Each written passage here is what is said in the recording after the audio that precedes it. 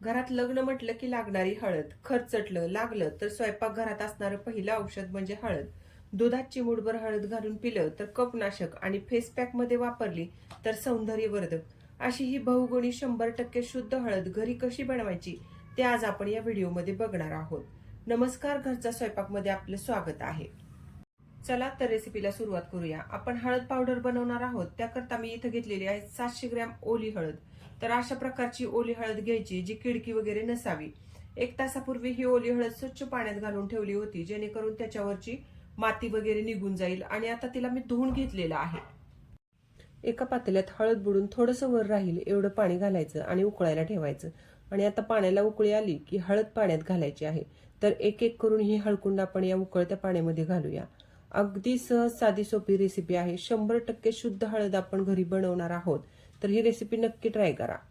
हळद पाण्यात घातल्यानंतर याला पळीने थोडंसं ढवळून घ्यायचं आणि मध्यम आचेवरती 20 ते 25 मिनिट आपण ही हळद शिजवून घेणार आहोत.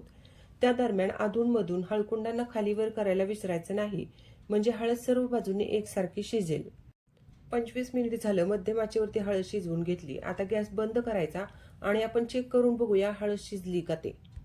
हळदीचा एक तुकडा पळीत घेतला आहे मी छोटासा, आणि आता काटा चमच्याने याला टोचून बघायचं. सहज टोचला गेला तर समजायचं हळद शिजली. आणि तुम्ही इथं बघू शकता सहज टोचला गेलाय म्हणजेच हळद आपली शिजलेली आहे. शिजलेली हळद आता गरम पाण्यातून बाजूला काढायची. एका घमेल्यामध्ये छोट्याशा काढते मी, आणि काढल्यानंतर या हळदीला आपण थंड करून घ्यायचे.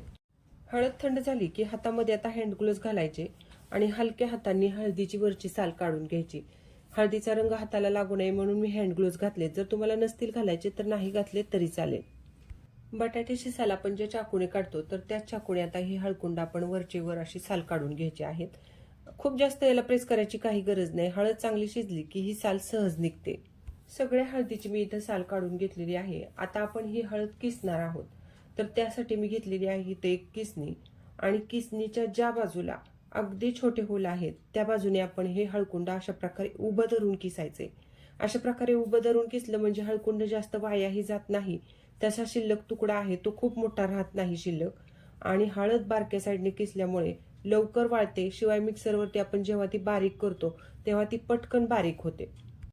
तर एक पीस हळदीचा इथं मी किसून घेतलेला आहे आणि हातावरती घेऊन दाखवते. अशा प्रकारे सगळी हळद आपल्याला बारीक किसून घ्यायची.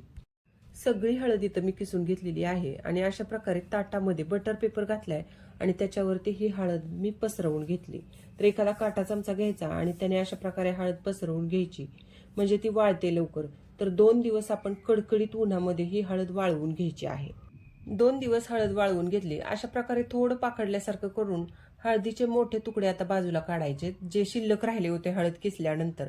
मोठे तुकडे मिक्सरवर लवकर बारीक होणार नाहीत, म्हणून या तुकड्यांना खलबत्त्यात कुटून घ्यायचं आणि नंतर मिक्सरवर फिरवायचं. मिक्सरच्या भांड्यात हळद घालायची आणि सुरुवातीला आपण याला 4 ते 5 वेळा पल्स मोडवर फिरवून घ्यायचं आहे. लगेच आपल्याला खूप जास्त मिक्सर चालवायचा नाही.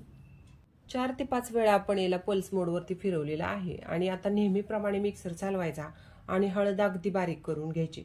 पण त्यापूर्वी आपण पल्स मोडवरती बारीक केल्यानंतर किती बारीक झाली ते बघू. तर तुम्ही बघू शकता बऱ्यापैकी हळद बारीक झाली. चांगली सुकली की हळद पटकन बारीक होते. आता नेहमीप्रमाणे मिक्सर चालवायचा आणि या हळदीची चांगली बारीक पावडर करून घ्यायची. हळद बारीक करून घेतली, पण आता लगेच भांड्याचं झाकण काढायचं नाही. झाकण लगेच काढलं तर हळद थोडी हवेमध्ये उडते. तर आता आपण याला बोटांनी थोडीशी थाप मारायची आणि त्याच्यानंतरच आपण याचं झाकण काढायचं आहे. बघूया आता आपण हळद कशी बारीक झाली ते. तर झाकण काढते याचं मी. तुम्ही बघू शकता याला रंग वगैरे किती छान आलेला आहे आणि लवकरच ही हळद बारीक सुद्धा झालेली आहे.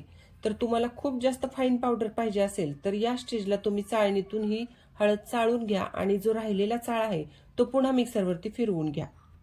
हळदीचे मोठे तुकडे इथं मी खलबत्त्यामध्ये थोडेसे बारीक करून घेतले. तर ते आता मिक्सरच्या भांड्यामध्ये घालायचे आणि झाकण लावायचं. आणि ज्याप्रमाणे आपण पहिली हळद बारीक केली त्याचप्रमाणे, म्हणजे सुरुवातीला पल्स मोडवरती आणि नंतर थोडासा मिक्सर जास्त फिरवून हळद बारीक करून घ्यायची.